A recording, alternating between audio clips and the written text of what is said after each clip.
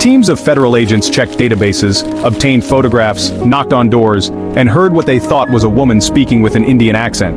They also conducted days of surveillance and subpoenaed video footage and access card data as they tried to build a case that Columbia University was illegally sheltering students, said to be harmful to the United States, newly unsealed court documents show.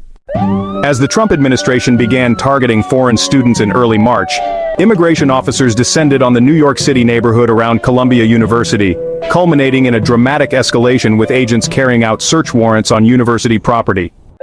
Court documents, including a newly unsealed search warrant affidavit, reveal authorities went further than previously known in their effort to target the students and the university.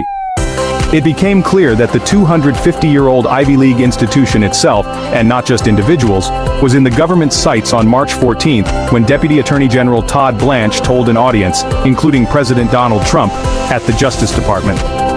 Just last night, we worked with the Department of Homeland Security to execute search warrants from an investigation into Columbia University for harboring and concealing illegal aliens on its campus.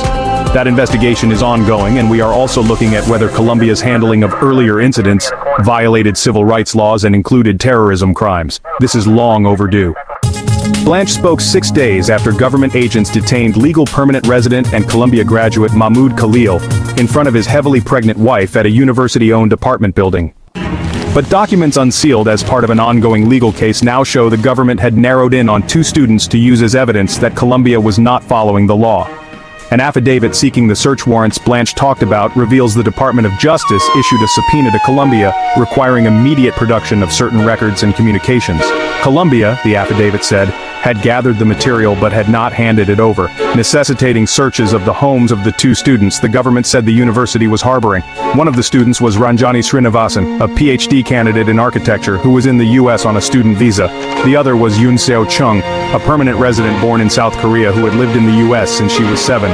Lawyers for the women say they have no connections to each other. Neither has been apprehended. In March, Srinivasan received an email saying her visa had been canceled, and she told CNN she was trying to find out what happened when federal agents first came to